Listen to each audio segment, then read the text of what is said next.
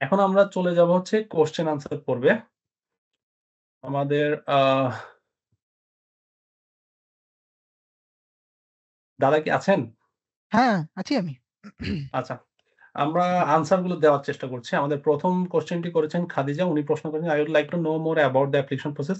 So আমরা already কিন্তু আলোচনা করেছি অ্যাপ্লিকেশন প্রসেস নিয়ে। Which documents and papers are required to apply for masters program? সাধারণত CV, SOP, letter of recommendation, IELTS certificate এগুলি document গুলোই লাগে। সো এগুলি এখন থেকে গোছানো শুরু করা উচিত। যেহেতু এখন অলরেডি অ্যাপ্লিকেশন চলছে। ডিসেম্বরে কিন্তু নভেম্বর থেকেই শুরু হয়ে গিয়েছে। এরপরের কোয়েশ্চেন হচ্ছে সিএমএ সার্টিফিকেট ভেরিফিকেশন কত টাকা লাগে? এটা ভ্যারি করে। দাদা বলেছেন, দাদা কত টাকা খরচ হয়েছিল আপনার? এটা এটা যদি সিনিয়র সার্টিফিকেট হয় তাহলে মোটামুটি ১৫০ থেকে ১৬০ ইউরো লাগতে পারে। ডিওবির আচ্ছা, জন্য কম, যদিও এখন ডিওবি অবসলিট হয়ে গেছে। তো এখন সিনিয়রটাই চলে। আচ্ছা ১০০ থেকে ১৫০ ইউরোর মতো আপনার বাজেট রাখতে হবে। অর্থাৎ ১ থেকে হ্যাঁ, হ্যাঁ। বাংলাদেশী টাকায় ১ থেকে ১৫০ ইউরো তেমন মনে করেন বেশি না। ৩০-৪০ হাজার টাকার মতো খরচ পড়তে পারে। এরপর আসি ইতালিতে ভিসা রেশিও খুবই খারাপ সেটা জানার পরও কি রিস্ক নেওয়া ঠিক হবে কিনা? আসলে ক্যারিয়ারের জন্য রিস্ক নিতেই হবে। ক্যারিয়ার ইমপ্রুভ করতে গেলে রিস্কের বিকল্প নাই। কারণ এমন অনেক স্টুডেন্টকে দেখেছি তাদের ২ বার ৩ বার ভিসা রিজেক্ট হয়েছে। এরপর অন্য কোনো একটা কান্ট্রিতে তাদের ভিসা অ্যাকসেপ্ট হয়েছে। ক্যারিয়ারে আপস অ্যান্ড ডাউনস থাকবেই। রিস্ক নিতেই হবে। এটা ছাড়া আসলে কোনো উপায় নেই। এরপর হচ্ছে আ সাদিয়া রহমান উনি একজন ব্যাচেলর অ্যাপ্লিক্যান্ট। উনি কোয়েশ্চেন করেছেন, "how can I prepare myself for TOEIC exam?" দাদা কি TOEIC এক্সাম নিয়ে কোনো অ এক্সপেরিয়েন্স আছে না, বা আইডিয়া আমার আছে? আইএলটিএস নিয়ে আছে, কিন্তু এই টিওএলসি এক্সাম নিয়ে আমার কোনো রকম এক্সপিরিয়েন্স নেই। আচ্ছা, আমি যতটুকু জেনেছি অ্যাপ্লিক্যান্টদের কাছ থেকে 12 সি এক্সামটা হচ্ছে আপনি চাইলে অনলাইনে প্রিপারেশন নিতে পারেন। প্রচুর ম্যাটেরিয়াল পেয়ে যাবেন অনলাইনে। YouTube এ প্রচুর ম্যাটেরিয়ালস আছে। IELTS এর মতোই।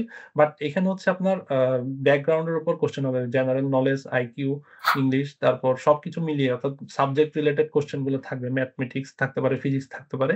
এরকম এটা আপনারা ইউনিভার্সিটি পোর্টালে পেয়ে যাবেন। তাদেরকে বললে তারা আপনাদেরকে সব গাইডলাইনস দিয়ে দেবে। If I give my IELTS exam in February then it will be okay or not? Already কিন্তু অ্যাপ্লিকেশন শুরু হয়ে গেছে। ফেব্রুয়ারিতে এক্সাম দেওয়া মানে অনেক লেট। সো আপনার চেষ্টা করতে হবে ডিসেম্বর, জানুয়ারির মধ্যে স্কোর হাতে রাখা। ফার্স্ট ফেজে এক্সাক্টলি। এখন অ্যাপ্লিকেশন শুরু হয়ে ফার্স্ট ফেজে কিন্তু মানে অ্যাপ্লিকেশন চলছে।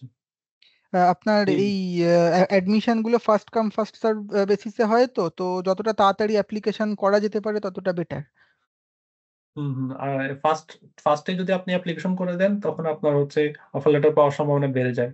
আর সেকেন্ড কল যেটা সেটা মনে হয় শুরু হয় দাদা একটু কখন আ টাইমলাইনটা কবে যেন সেকেন্ড কলের? সেকেন্ড কলের মোটামুটি মার্চ এন্ড থেকে শুরু হয়। কিন্তু সেকেন্ড কলে কিন্তু মানে খুব লিমিটেড অ্যামাউন্ট অফ সিটস, মানে এই যে ফার্স্ট কল যেটা, এটাতেই হুম, কিন্তু হুম। মোটামুটি ম্যাক্সিমামটা ফিল আপ হয়ে যায়, আর অফার লেটার পাওয়ার চান্সেস অনেক বেশি থাকে। আচ্ছা বুঝতে পেরেছি। তাহলে ফার্স্ট কলেই প্রায়োরিটি দেওয়া উচিত অ্যাপ্লিক্যান্টদের। একদমই, একদমই। এরপর আসি ব্যাচেলর অ্যাপ্লিক্যান্ট উনি কোয়েশ্চেন করেছেন how to fix the bank statement properly. এই যে আমি একটু আগে আলোচনা করলাম, আপনার ফ্যামিলিতে যে সকল ইনকাম, খরচ এগুলো ব্যাংকের মাধ্যমে করার চেষ্টা করুন। তাহলে কিন্তু এটা অনেকটা ফিজিবল হবে ভিসা অফিসারের কাছে। অথবা আপনার স্পন্সর যিনি সেলারি পান, সব সেলারি অ্যাকাউন্টেই ম্যানেজ করার চেষ্টা করুন। তাহলে আপনার কিন্তু টাকাটা কোত্থেকে আসছে, সোর্সটা কোথায়? এটা তাদেরকে বিশ্বাস করাতে সুবিধা হবে। কারণ টাকার সোর্স যদি উল্লেখ না করেন, টাকার সোর্স যদি না থাকে তখন সাধারণত ভিসা রিজেক্ট হয়। তো প্রপার সোর্স মেইনটেইন করার চেষ্টা করেন। এরপর হচ্ছে when we would be able to submit file এটা আসলে সময়টা হচ্ছে কি যেহেতু একটা ডেডলাইন থাকে। ডিসেম্বরের শেষ দিক বা জানুয়ারির ১ম দিক পর্যন্ত একটা ডেডলাইন থাকে। ডেডলাইনের আগেই কিন্তু সব ফাইল সাবমিট করে দিতে হবে। ডেডলাইন পর্যন্ত বসে থাকবেন না। মিনিমাম ১ সপ্তাহ আগে সবকিছু সাবমিট করে দিলে ভালো হয়। এরপর মিতু উনি একজন মাস্টার্স অ্যাপ্লিক্যান্ট। উনি কোয়েশ্চেন করেছেন, "I want to know about everything, how to complete all the financial documents." আমরা অলরেডি এটা আলোচনা করেছি। সো এটা নিয়ে আবার বলছি না। "Do I need to contact with someone or consultancy?" আপনি নিজে, নিজে করতে পারেন। কনসালটেন্সির প্রয়োজন নেই। আপনি নিজে, নিজে চাইলে করতে পারেন। আর যদি কোনো ইনফরমেশন বা আমাদের হেল্পের প্রয়োজন হয় আমাদের সিঙ্গেল সেশন নিতে পারেন। আবার আমাদের 1 ইয়ার ৩০ টা সেশন আছে ওটাও নিতে পারেন। এটা আপনার উপর। এরপর ইতালিতে উচ্চশিক্ষা নিয়ে সরি এরপর হচ্ছে হাবিবুর রহমান উনি কোয়েশ্চেন করেছেন masters applicant please suggest some European country where I can get easily admission. আসলে ইজিলি অ্যাডমিশন পসিবল না। এটা ডিপেন্ড করছে আপনার প্রোফাইলের উপর। আপনার প্রোফাইল এবং সাপোর্টিং ডকুমেন্টের উপর ডিপেন্ড করছে যে আপনি কোথায় অ্যাডমিশন পাবেন এবং এটা আপনাকে বোঝা উচিত যে আপনার প্রোফাইল কোথায় ফিট করে। তো ওই অনুযায়ী আপনি কান্ট্রি সিলেক্ট করবেন। Discuss with Spain or other European countries research facilities and salary for PhD position. এখানে আসলে পিএইচডি পজিশনের স্যালারিটা হয় কি, আম দাদাও শুরু করেছেন পিএইচডি, আমিও পিএইচডি করছি। সো এখানে আপনি যদি ইন্ডাস্ট্রিতে মনে করেন আ 3000 ইউরো পেয়ে থাকেন, তাহলে পিএইচডিতে পাবেন তার অর্ধেক। অর্থাৎ আ 1500, অর্থাৎ পিএইচডিতে হাফ সেলারি দেওয়া হয় আরকি ইন্ডাস্ট্রি গ্রেডের। তো ইন্ডাস্ট্রিতে সাধারণত জব পাওয়াটা একটু ডিফিকাল্ট। যারা হয়তোবা ল্যাঙ্গুয়েজ জানে না তাদের জন্য। তো এক্ষেত্রে করে কি, অধিকাংশ অ্যাপ্লিক্যান্ট মাস্টার্স শেষ করে অনেকে পিএইচডি করে। এরপর যেহেতু তার জব এক্সপেরিয়েন্স হয়ে যায়, এরপর সে চেষ্টা করে ভাষাও শিখার জন্য সে এনাফ টাইম পায় এবং এরপর ইন্ডাস্ট্রিতে অনেকে শিফট করে। সো এই আরকি। বাট 1500-1600 ইউরো এরকম সেলারি থাকে পিএইচডি স্টুডেন্টের জন্য। এটা কান্ট্রি টু কান্ট্রি ভ্যারি করে এবং সিটি টু সিটি ভ্যারি করে। অর্থাৎ যেখানে আপনার লিভিং কস্ট কম, ওখানে সেলারিও কম। যেখানে লিভিং কস্ট বেশি, সেলারিও বেশি। এরপর হচ্ছে আ আফসানুল হক, উনি একজন মাস্টার্স অ্যাপ্লিক্যান্ট। উনি কোয়েশ্চেন করেছেন how to find subject for MSc. এটা হচ্ছে ইউনিভার্সিটিতে গিয়ে সাবজেক্ট খুঁজতে হবে, বাট মাস্টার্স পোর্টাল ইউজ করতে পারেন। আপনার সাবজেক্ট নাম লিখে আপনার যে ফিল্ডে ব্যাচেলর করেছেন ওই ফিল্ড নিয়ে সার্চ করতে পারেন। How to make sure to get visa approval. Visa approval make sure করতে গেলে আপনাকে সবকিছু প্রপারলি করতে হবে, পারফেক্টলি করতে হবে। কোন কিছুই ল্যাকিংস রাখা যাবে না। কোন কিছুতে কমতি রাখা যাবে না। মানে আরে এটা সমস্যা নাই, এটা প্রবলেম নাই। নিজে থেকে করলে হবে না। যারা এক্সপার্ট তাদের থেকে সাজেশন নিতে হবে। তো আমি মনে করি এটাই বেস্ট প্র্যাকটিস। এরপর হচ্ছে সোহাগ মিয়া, উনি একজন মাস্টার্স অ্যাপ্লিক্যান্ট। উনি কোয়েশ্চেন করেছেন, "my father is a farmer, so how can I generate my bank solvency? Is tenant tax is mandatory for my sponsor?" So আপনার বাবা যদি ফার্মার হয় তাহলে আপনাদের ল্যান্ড থাকলে, প্রপার্টি সেল থাকলে এই ডকুমেন্টস গুলো শো করতে পারেন। অথবা আপনার বাবা যদি ফার্মিং এর বিজনেস থাকে, অর্থাৎ যে এগ্রিকালচারাল যে সকল ক্রপস থাকে, ক্রপস গুলোর যদি সেলিং এর ডকুমেন্টস থাকে ওগুলোও শো করতে পারেন। ট্যাক্স টিন সার্টিফিকেট অবশ্যই লাগবে যেহেতু উনি একজন স্পন্সর। সো এটাই আরকি, এটাই নরমাল প্রসিডিউর। তো ফার্মার হলে এছাড়া আপনার প্রপার্টি ইভালুয়েশন করতে পারেন। আপনার বাবার প্রপার্টি যেগুলো আছে ওগুলো ইভালুয়েশন করে ওগুলোও আপনি সাবমিট করতে পারেন এমবাসিতে। এরপর হচ্ছে thesis or research paper is mandatory for Italy masters in Indian program. আসলে এখানে রিসার্চ পেপার তারা কোথাও লিখে না। কোথাও লিখে না যে রিসার্চ পেপার দিতে হবে। রিসার্চ পেপার এটা হচ্ছে অনেক পরের বিষয়, মাস্টার্স এর জন্য না। মাস্টার্স এর জন্য হচ্ছে মেইন আপনার ব্যাচেলর আছে কিনা, আপনার স্পিকিং সার্টিফিকেট আছে কিনা। কোথাও, কোথাও এমওএ অ্যাকসেপ্ট করা হয়। বাট থিসিস রিসার্চ পেপার থাকলে তারা একটু প্রায়োরিটি দেয় যে না, স্টুডেন্টটা ভালো। এই স্টুডেন্টটা ভবিষ্যতে পিএইচডি করবে বা ভবিষ্যতে রিসার্চে যাবে, আমাদের কান্ট্রির জন্য ভালো। সো তারা স্কলারশিপও অফার করে অনেক সময়। তো স্কলারশিপের জন্য ভালো থিসিস রিসার্চ পেপার থাকাটা। এরপর দেখি আমরা মাসুদ রানা, উনি কোয়েশ্চেন করেছেন, উনি একজন মাস্টার্স অ্যাপ্লিক্যান্ট, ইতালি ও ফ্রান্সের তুলনামূলক বিশ্লেষণ। এই কোয়েশ্চেনের আনসারটা দাদা দিবেন। যেহেতু আপনি ইতালি, ফ্রান্স ২ জায়গাতেই পড়াশোনা করেছেন, আপনি একটু তুলনামূলক বিশ্লেষণ করুন। হ্যাঁ, এখন মাস্টারটা আমি ফ্রান্সে ঠিক বলতে পারবো না, কিন্তু ইতালিতে মাস্টার ডিগ্রির কিছু যদি আমি ভালো সাইড বলি, তো ভালো সাইড হচ্ছে যে মানে ভালো ভালো ইউনিভার্সিটি আছে সেখানে, ভেরিয়াস মানে স্কলারশিপ আছে, আপনি একটা নয়তো আরেকটায় মানে মোটামুটি পেয়ে যাবেন। তার সাথে ফ্রি অ্যাকোমোডেশন আছে। এবারে কিছু ডিমেরিটস হচ্ছে ইতালিতে, মানে এটা মানে স্যালারি লেভেলটা একটু কম, তো সেটা আচ্ছা, ফ্রান্সে আবার একটু বেশি। তো সেই জায়গা দিয়ে ফ্রান্স একটু এগিয়ে। আচ্ছা, এর তো আমার পরবর্তী এটাই কোয়েশ্চেন ভাবছি। হচ্ছে মাস্টার্স প্রোগ্রামে স্কলারশিপ, স্টাডি গ্যাপ, সর্বোচ্চ বয়স, এগুলো যদি কোনো ইনফরমেশন দিতেন যে স্টাডি গ্যাপ কি ইফেক্ট ফেলে কিনা ইতালিতে? বয়সটা কি এরকম বাধা স্টাডি কিনা? গ্যাপ যে একটা অনেকে কিন্তু ইম্প্যাক্ট ফেলে, যেখানে অনেক সময় কিছু ইউনিভার্সিটি থেকে ইন্টারভিউ, যেমন আমারও স্যাপিয়েন্সা থেকে ইন্টারভিউ হয়েছিল। তো সেখানে কিন্তু যদি কারো স্টাডি গ্যাপ থাকে সেই নিয়ে কিন্তু কোশ্চেন করে, মানে কি কারণে স্টাডি গ্যাপ, বা মানে মোটামুটি ১ হুম, বছর থাকলে সেটা অসুবিধা হয় না, ১ বছরের বেশি থাকলে একটা কোশ্চেন করে। আচ্ছা। সো এজ লিমিট আছে কি স্কলারশিপ গুলোতে ইতালিতে? না, কোন না, না, এজ না, লিমিট? এজ লিমিট কিছু নেই। আচ্ছা। এরপরের কোয়েশ্চেন সিয়াম ইকবাল, উনি কোয়েশ্চেন করেছেন, "I don't have bank solvency or statement as my parents are not able to provide fund for me to study in abroad. How can I show my bank maturity although my mother have bank account with having few amounts as saving?" আসলে এই প্রবলেমটা অনেক স্টুডেন্টরাই face করে থাকে। এই সকল স্টুডেন্টদের জন্য আমার সাজেশন থাকবে হচ্ছে আপনারা স্কলারশিপের জন্য চেষ্টা করেন। যত স্কলারশিপ রিচ করতে পারেন। যদি আপনার একাডেমিক স্কোর ভালো হয়, একাডেমিক রেজাল্ট ভালো হয়। তো স্কলারশিপ, একটা ফুল ফান্ডের স্কলারশিপ থাকলে কিন্তু আপনার অত বেশি ফাইন্যান্সিয়াল ডকুমেন্টস প্রয়োজন হচ্ছে না। ঠিক আছে? সো আমি তাদেরকে বলব স্কলারশিপ গুলো খোঁজার জন্য। কারণ আপনি যদি সেলফ ফান্ড এ পড়তে যান আপনাকে অবশ্যই ফাইন্যান্সিয়াল ডকুমেন্ট দেখাইতে হবে। এটা ছাড়া তো আসলে কিসের উপর বিশ্বাস করবে আপনাকে এম্বাসি? আপনার ডকুমেন্টস এর উপরই বিশ্বাস করবে। My BBA will be completed soon. Right now, my final exam is ongoing. So, how can I take preparation or maintain everything for application? আসলে এখানে বিষয়টা হচ্ছে কি, হায়ার স্টাডিজ এর ক্ষেত্রে অনেক টাস্ক আপনাকে একসাথে করতে হবে। আপনার ইউনিভার্সিটি খুঁজতে হবে, সিভি রেডি করতে হবে, আবার মোটিভেশন লেটারও লিখতে হবে, আবার আইএলটিএস এক্সামেও বসতে হবে, স্কোর রেডি করতে হবে, আবার স্কলারশিপও খুঁজতে হবে। অনেকগুলো কাজ। সো একটা নিয়ে বসে থাকলে হবে না। পাশাপাশি আপনার পড়াশোনাও চালিয়ে যেতে হবে। আপনি যেহেতু ফাইনাল ইয়ারে আছেন, আপনার পড়াশোনা চালিয়ে যেতে হবে। পাশাপাশি সময় দিতে হবে। প্রতিদিন ১ ঘন্টা ২ ঘন্টা করে সময় দিতে হবে ইউনিভার্সিটি খোঁজার জন্য, মোটিভেশন লেটার ইমপ্রুভ করার জন্য। ঠিক আছে? সো এগুলো হচ্ছে বেসিক ক্রাইটেরিয়া বা প্রাইমারি ক্রাইটেরিয়া। আ এগুলো ফলো করলে আপনি আশা করি সাকসেস হইতে পারবেন। আ obtaining a student visa obtaining a student visa can be challenging. হ্যাঁ, এটা অবশ্যই challenging. What is the percentage of visa ratio? এটা আসলে ভিসা রেশিও বলতে কিছু না। এটা ডকুমেন্টের উপর ডিপেন্ড করে। বাট রিসেন্টলি যেটা হয়েছে বর্তমানে বাংলাদেশে প্রচুর অ্যাপ্লিক্যান্ট এপ্লাই করেছে এবার। সো তারা আসলে ম্যান পাওয়ার থাকতে হবে। আপনারা ধরেন ১,৫০০ এপ্লাই করলো। এখন তাদের ম্যান পাওয়ার নেই এগুলো প্রসেস করার মতো টাইমলি। তো তারা কি করেছে? ভালো, ভালো ক্যান্ডিডেটদেরকে চুজ করেছে। কম্পারেটিভলি যাদের একটু প্রোফাইল লো তাদের ভিসা রিজেক্ট করেছে। এমনটাই হয়েছে আরকি। সো প্রোফাইল অনুযায়ী কান্ট্রি সিলেক্ট করাটা এখন গুরুত্বপূর্ণ হয়ে উঠেছে। আম আচ্ছা, এই কোয়েশ্চেনের আনসারটা দাদা দিবেন। অনিরুদ্ধ সিং, উনি bachelor applicant. Can I cover my tuition fees and living cost with part time job? দাদা যদি কিছু বলতেন। দেখো এখন যদি আপনি যদি কোনো রিজিওনাল স্কলারশিপ পান, সেই ক্ষেত্রে তো আপনার টিউশন ফি এর কোনো ব্যাপার থাকছে না, আর সেই দিয়ে যে আপনি লিভিং কস্ট ইজিলি কভার করে দিতে পারবেন। আর যদি আপনি কোনো ক্ষেত্রে স্কলারশিপ না পেলেন, তো সেই ক্ষেত্রে আপনাকে, হ্যাঁ, আপনি যদি উইকলি ২০ ঘন্টা করে যদি জব করেন, আপনি মোটামুটি টিউশন ফিটা তো কভার করতে পারবেন।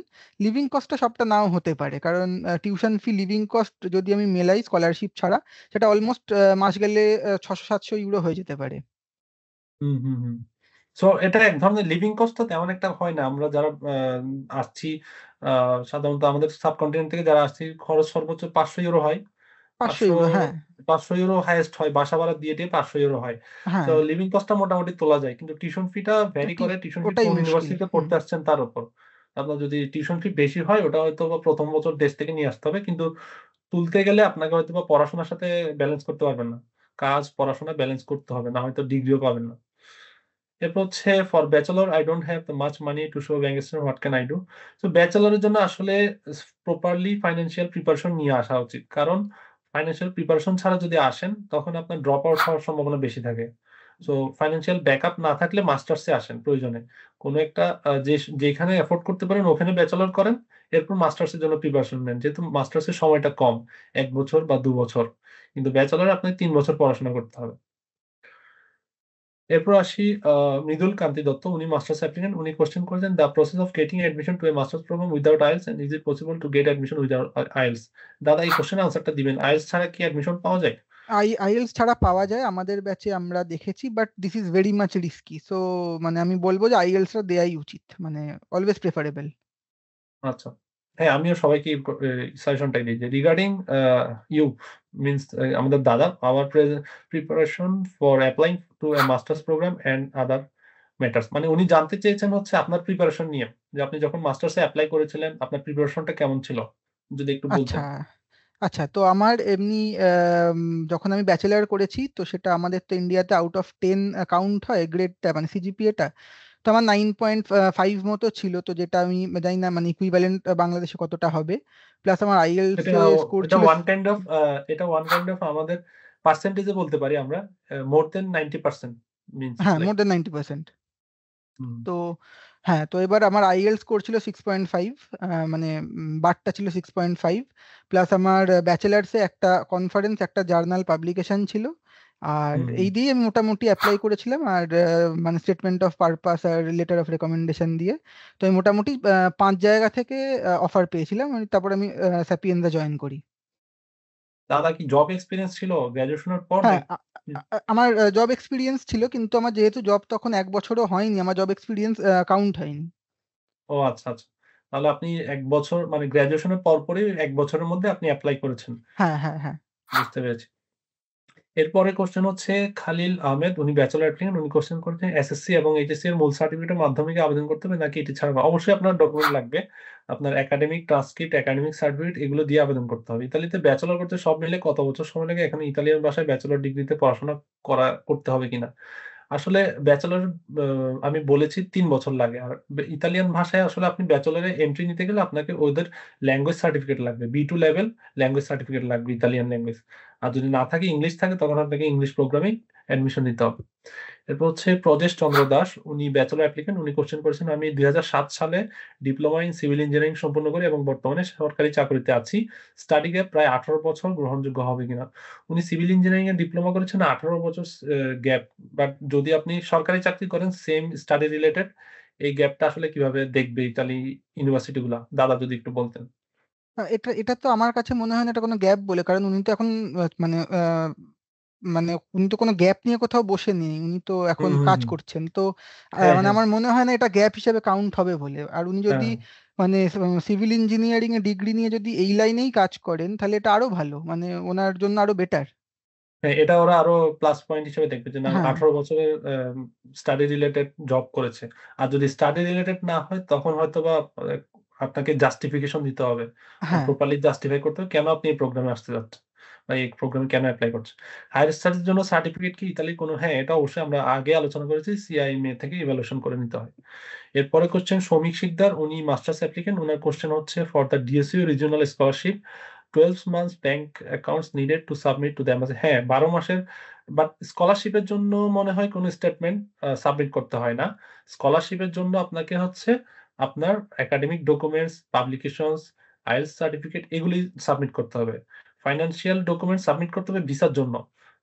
যেটা 1 ইয়ারের যেটা স্টেটমেন্ট সেটা হচ্ছে ভিসার জন্য সাবমিট করতে হবে। স্কলারশিপের জন্য হচ্ছে আপনি আপনার একাডেমিক ডকুমেন্টস সাবমিট করবেন। আর আফটার কমপ্লিটিং। রিজিওনাল হ্যাঁ, জি। স্কলারশিপে দাদা একটু ইন্টারাপ্ট করলাম, জি, জি, সরি। জি। বলুন, বলুন। হ্যাঁ, যেটা রিজিওনাল স্কলারশিপ সেখানে কিন্তু একাডেমিক ডকুমেন্টস তো 100% লাগবে। হুম, হুম। তাছাড়া একটা যেটা লাগে সেটা হচ্ছে আপনি যদি এবছরের স্কলারশিপে অ্যাপ্লাই করেন তাহলে লাস্ট ইয়ার মানে ৩১শে ডিসেম্বর লাস্ট ইয়ারের জন্য অবধি আপনার family income, total family income কত, আপনি আপনার মা বাবা ভাই বোন যদি থাকে, তো সেই হুম, টোটাল হুম। ইনকামটা ওদের একটা মানে কিছু মানে কি বলবো, মানে একটা ফর্ম, বেস লাইন ফর্ম আছে, বা ডকুমেন্ট। সেই বেস লাইনের নিচে হলে তখন আপনি সেই মানে স্কলারশিপটার জন্য এলিজিবল। আচ্ছা, বুঝতে পেরেছি। তার মানে ফ্যামিলি ইনকামটা শো করতে হবে কোন একটা ডকুমেন্টস এ বা কোন সিটি কাউন্সিল থেকে হ্যাঁ, সার্টিফিকেট হ্যাঁ, নিতে হ্যাঁ, হবে যে মান্থলি এক্স্যাক্টলি, ইনকাম এত। এক্স্যাক্টলি। মানে প্রপার লোকাল ডকুমেন্ট হতে মিউনিসিপ্যালিটি হবে। বা কিছু থেকে, হ্যাঁ, হ্যাঁ, বুঝতে পেরেছি। সেটা একটা স্ট্যাম্প করিয়ে নিয়ে যেতে হবে। এটা আমিও করেছিলাম যখন আমি ফ্রান্সে স্কলারশিপের জন্য হুম, এপ্লাই করেছিলাম। আমি সোশ্যাল ক্রাইটেরিয়াতে স্কলারশিপ আমার পুরো টিউশন ফি মওকুফ হয়ে গেছিল। ওখানেও আমি এপ্লাই করেছি যে আমার ফ্যামিলি ইনকাম কত। আমি সিটি কাউন্সিল থেকে মিউনিসিপ্যালিটি থেকে একটা ডকুমেন্ট নিয়েছি আমার ইয়ারলি ইনকাম। এক্স্যাক্টলি, তাদের আমারও সেটাই লেগেছিল, হ্যাঁ। হুম, হুম। তো এই সকল ডকুমেন্ট গুলো গুরুত্বপূর্ণ। এটা কিন্তু অনেকেই জানে না ইনফরমেশন গুলা। এরপরে আসি question, after completing masters or doctoral program how many time are given for international graduate student as well as doctoral to search job for permanent residence? Um permanent residence আসলে দাদা শেয়ার করেছেন already. Permanent residence track সম্পর্কে আপনার কোনো idea আছে ইতালিতে? যদি একটু বলতেন। আ ইতালিতে মানে পিআর এর জন্য অ্যাপ্লিকেশন করতে মোটামুটি ৬-৭ বছর মিনিমাম সময় লাগে। মানে আচ্ছা, মিনিমাম ৬ বছর লাগে। আর এমনি জব সার্চটা মানে জব সার্চ ভিসাটা একটা কান্ট্রি টু কান্ট্রি ভ্যারি করে, কিন্তু মোটামুটি ১ থেকে ১.৫ বছর পাওয়া যায়। আচ্ছা। ১ থেকে ১.৫ বছর। হ্যাঁ, হ্যাঁ। সাধারণত বাংলাদেশীদের জন্য ১ বছর দেওয়া হয়। ইন্ডিয়ান যারা তাদের জন্য সম্ভবত ১.৫ বছর। ১.৫ বছর দেওয়া আর হয়। হুম, আর আপনার ডক্টরাল প্রোগ্রাম সার্চ করতে পারেন এর মধ্যে। স্টুডেন্ট অবস্থা এটা জব সার্চিং ভিসায় যখন থাকবেন আপনি ফুল টাইম জব করতে পারবেন। এটা আপনার ওয়ার্ক পারমিট এ থাকবে। এরপর হচ্ছে কি সাধারণত ৫-৬ বছর দাদা যেটা বলল স্টে করে আপনাকে ট্যাক্স জমা দিতে হবে। গভর্নমেন্টকে ট্যাক্স জমা দিতে হবে। ট্যাক্স শো করে তারপর আপনি পিআর এর জন্য এপ্লাই করতে পারবেন এবং ওই যখন এপ্লাই করবেন তখন অবশ্যই আপনার একটা ফুল টাইম জব কন্ট্রাক্ট থাকতে হবে। এই আরকি প্রসিডিউর। মোটামুটি কম বেশি কাছাকাছি প্রসিডিউর ইউরোপিয়ান সব দেশগুলোতে। এরপরে কোয়েশ্চেন করেছেন ফারদিন, উনি একজন ব্যাচেলর অ্যাপ্লিক্যান্ট। উনি কোয়েশ্চেন করেছেন how to get admission in top university, how to prepare myself for the 12th exam as I am humanities background student. আপনি যদি হিউম্যানিটিজ ব্যাকগ্রাউন্ড স্টুডেন্ট হয়ে থাকেন আপনি আইকিউ আ এবং বেসিক যে ইংলিশ এগুলোর জন্য প্রিপারেশন নিলে ভালো হয়। আমার এক্সাক্টলি আইডিয়া নাই। টোলস এক্সাম নিয়ে, এটা আপনি ইউটিউবে দেখবেন। যদি আপনার এরকম কোনো ম্যাটেরিয়ালস বা প্লেলিস্ট পেয়ে থাকেন, এখান থেকে প্রিপারেশন আমি মনে করি বেস্ট হয়। অনলাইনে অনেক স্টুডেন্ট প্রিপারেশন নিয়ে থাকে। What opportunity R available in Italy after graduation? এটা অলরেডি দাদা বলেছেন যে আপনি পড়াশোনা শেষ করে, আপনি যেহেতু ব্যাচেলর অ্যাপ্লিকেন্ট, ব্যাচেলর শেষ করে মাস্টার্সে অ্যাডমিশন নিতে পারেন। আবার চাইলে যদি ল্যাঙ্গুয়েজ শিখে ফেলতে পারেন, তখন আপনি জবে ঢুকে যেতে পারেন। তো ল্যাঙ্গুয়েজটা এখানে ম্যাটার করে। এরপরে কোশ্চেন তাজিমা তরফদার, উনি masters applicant, what are the requirement to get this scholarship? উনি স্পেসিফিকলি বলেন নাই কোন স্কলারশিপটা। আসলে আমরা স্কলারশিপ নিয়ে আলোচনা, আজকে অনেকগুলো স্কলারশিপ নিয়ে বলেছি। একেকটা স্কলারশিপের একেক ধরনের রিকোয়ারমেন্ট থাকে। ওটা তাদের ওয়েবসাইট বা পোর্টালে গেলে আপনি ওই রিকোয়ারমেন্ট গুলো পেয়ে যাবেন। এরপরে লাভলি কোশ্চেন করেছেন, মাস্টার্স অ্যাপ্লিকেন্ট ফাইন্যান্সিয়াল প্রুফস আমরা অলরেডি আলোচনা করেছি। কোন, কোন ডকুমেন্ট দেখাতে পারবেন, আর স্কলারশিপ অপরচুনিটি নিয়ে আমরা আলোচনা করেছি। এরপর সাইফুল ইসলাম মাস্টার্স অ্যাপ্লিকেন্ট, উনি কোশ্চেন করেছেন বিজনেস ব্যাকগ্রাউন্ড স্টুডেন্টের জন্য ভিসা রেশিও কেমন? আসলে visa ratio background, business, humanities, engineering এর উপর ডিপেন্ড করে না। ডিপেন্ড করে আপনার ওভারঅল প্রোফাইলের উপর, অর্থাৎ হলিস্টিক কিনা আপনার প্রোফাইল। আপনার প্রোফাইল দেখে আপনাকে স্টুডেন্ট মনে হয় কিনা। মানে আপনি স্টুডেন্ট পারপাসে আসছেন, পড়াশোনা করতে আসছেন, না আপনার মোটিভেশন অন্য কিছু, এটা তারা দেখে। তো এটা যদি ঠিক থাকে, আপনার প্রপার স্টাডি মোটিভেশন থাকে, তখন অবশ্যই তারা ভিসা দিবে। পাবলিক ইউনিভার্সিটিতে বিজনেস ব্যাকগ্রাউন্ড স্টুডেন্টের জন্য visa ratio and full funded scholarship বিষয়ে একটু ইনফরমেশন দিলে ভালো হয়। আচ্ছা দাদা, বিজনেস ব্যাকগ্রাউন্ডের জন্য কি কোনো স্কলারশিপ আছে কিনা ইতালিতে? না, আমি এরকম কিছু শুনিনি। আর আমার মনে হয় না এইরকম ব্যাকগ্রাউন্ড কোনো ম্যাটার করবে বলে। হুম। আর স্কলারশিপ যারা বিজনেস ব্যাকগ্রাউন্ড নিয়ে চিন্তা করছেন, তারা সাধারণত ইউনিভার্সিটি গুলোতে পার্সিয়াল কিছু স্কলারশিপ আছে, পার্সিয়াল টিউশন ফি ওয়েভার আছে। যারা ওই যে দাদা বললেন, যাদের ফাইন্যান্সিয়াল অ্যাবিলিটি নেই তাদের জন্য এগুলোতে এপ্লাই করতে পারেন, যে টিউশন ফি ওয়েভারের জন্য। স্কলারশিপ গুলো সাধারণত অনেক বেশি কম্পিটিটিভ হয়, এবং বেশিরভাগই হয় স্টেম ব্যাকগ্রাউন্ডের জন্য। যারা বিজনেস ব্যাকগ্রাউন্ড বা হিউম্যানিটিস ব্যাকগ্রাউন্ডে আছেন, তারা টিউশন ফি ওয়েভারের জন্য চেষ্টা করতে পারেন। এরপর সাফিকুল ইসলাম, উনিও মাস্টার অ্যাপ্লিকেন্ট, সেকেন্ড মাস্টার্স করতে চাইলে ফার্স্ট মাস্টার্স দেখাতে পারবো কিনা, এই কোশ্চেনটার আনসার দাদা দিবেন। হ্যাঁ, এখন দেখাতে পারবেন যদি আপনি রিজিওনাল স্কলারশিপ না চান। যদি আপনি রিজিওনাল স্কলারশিপ চান, তাহলে ফার্স্ট মাস্টারটা দেখালে কিন্তু, মানে সেকেন্ড মাস্টারের জন্য তখন ওই রিজিওনাল স্কলারশিপটা আপনি কিন্তু পাবেন না। আচ্ছা, আচ্ছা। তাহলে মাস্টার্সটা যদি রিলিভেন্ট হয়, মানে টপিক রিলিভেন্ট হয়, তখন তাও না, মানে না, যে তাও না। তাও দেখানো যাবে এটা না। না, এটা অনেক মানুষই জানেন না। এটা খুব ইম্পর্টেন্ট ইনফরমেশন যে সেকেন্ড আচ্ছা, মাস্টার জন্য কিন্তু রিজিওনাল স্কলারশিপ ভ্যালিড হবে না। আচ্ছা, আচ্ছা, বুঝতে পেরেছি। এরপর হচ্ছে সেকেন্ড মাস্টার্স করতে পারলে স্কলারশিপ, ওয়েভার সব এলিজিবল হবে কিনা, কোনো বাইন্ডিং আছে কিনা? আশা করি বাইন্ডিং নাই। সেকেন্ড মাস্টার্স তো করতে পারে অনেকে, ইউরোপে অনেকে ২ টা ৩ টা ৪ টা মাস্টার্স করে থাকে। এটা হ্যাঁ। ব্যাপার না। বাট স্কলারশিপ নিয়ে ইস্যু আরকি। এরপরে কোয়েশ্চেন করেছেন নিশান খান, উনি একজন bachelor applicant. I have study gap.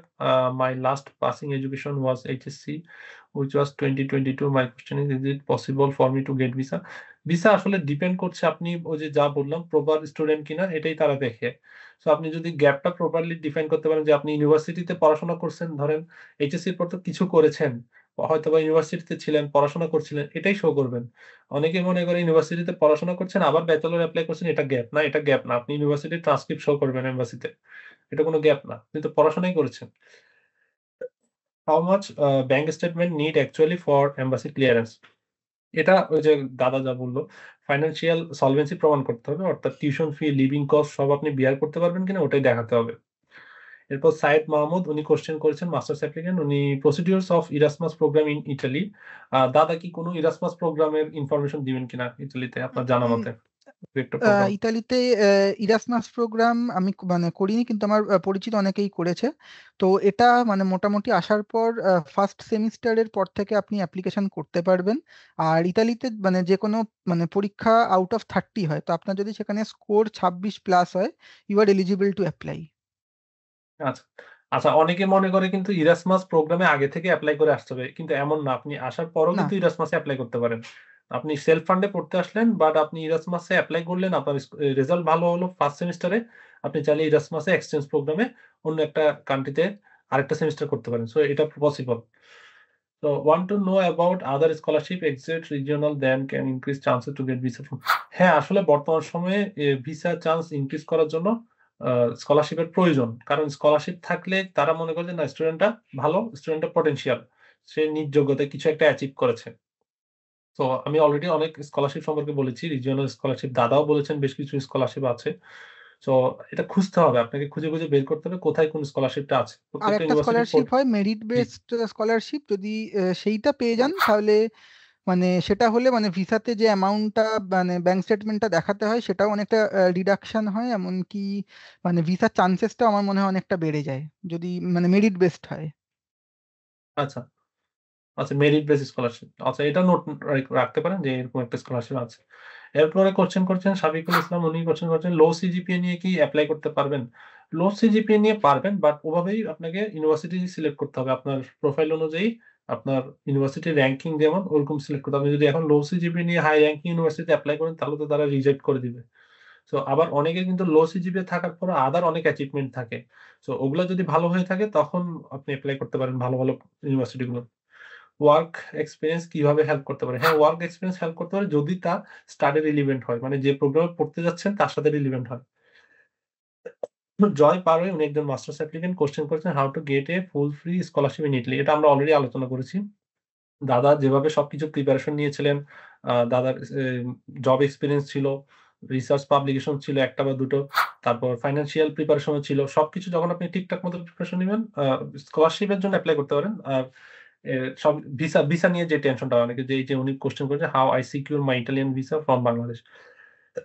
সবকিছু যখন ঠিকঠাকভাবে শো করতে পারেন তখন ভিসা নিয়ে কোনো ইস্যুস থাকবে না। সো থ্যাংক ইউ সবাইকে। আমরা এখন দাদার সাথে সরাসরি কোয়েশ্চেন আনসার পর্বে চলে যাব। যে কারো কোনো কোয়েশ্চেন থাকলে করতে পারেন। প্রথম প্রশ্নটা নিব আমরা রাকিব থেকে, যে রাকিব কোয়েশ্চেন করেন। ভাই আসসালামু আলাইকুম। দাদা নমস্কার। হ্যাঁ নমস্কার, বলেন। দাদা আমি জানতে চাচ্ছিলাম আপনি মাস্টার্স প্রোগ্রামে কি 1 ইয়ার না 2 ইয়ার্স এ গিয়েছিলেন? না আমার হচ্ছে 2 ইয়ার্স। আপনি ব্যাংক স্টেটমেন্ট তো 2 ইয়ার্স এর জন্যই শো করছেন। আপনাদের টাকা 11 লাখ। না ব্যাংক স্টেটমেন্ট মানে আমাদের সময় 6 মাসের শো করতে হয়েছিল, কিন্তু দাদা এখন যেটা বললেন রুলস চেঞ্জ হয়েছে, তো 1 বছরের দেখাতে হবে। Thank you. এরপর আর কারো কোনো কোয়েশ্চেন আছে কিনা? আমরা সেশন শেষ করব। আপনারা চাইলে কোয়েশ্চেন করতে পারেন ওপেন সেশন। আমরা আপনাদের কাছ থেকে কোয়েশ্চেন নিতে পারি। যারা পার্টিসিপেন্ট আছেন তাদের থেকে। দাদার কাছ থেকে কোনো কিছু জানার আছে কিনা? যদি জানতে চান কোয়েশ্চেন করতে পারেন।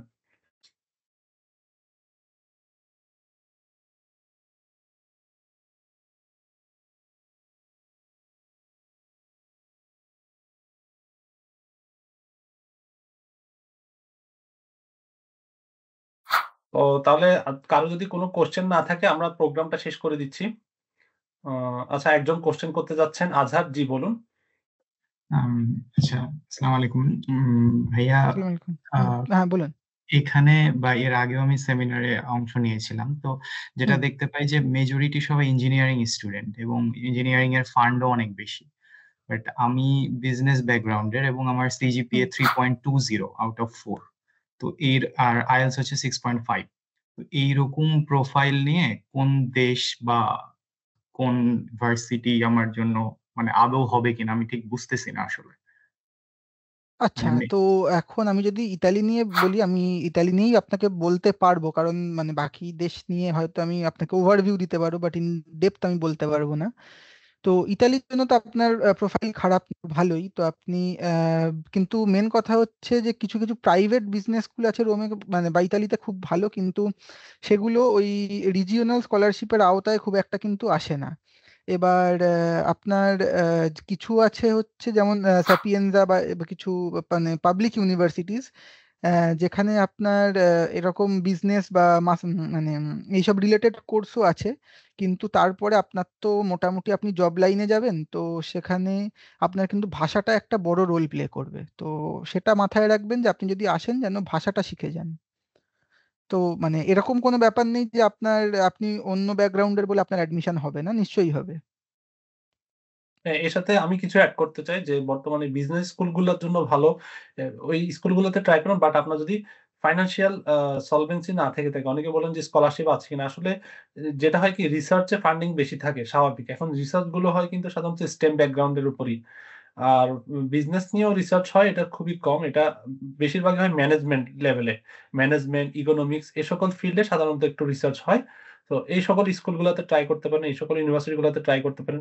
এছাড়া আপনার অন্যান্য দেশগুলো যেমন হাঙ্গেরি আছে, এস্তোনিয়া আছে, এই সকল দেশগুলো ট্রাই করতে পারেন আপনার প্রোফাইল অনুযায়ী আরকি। আর জি, কারো কোনো কোয়েশ্চেন আছে? ধন্যবাদ।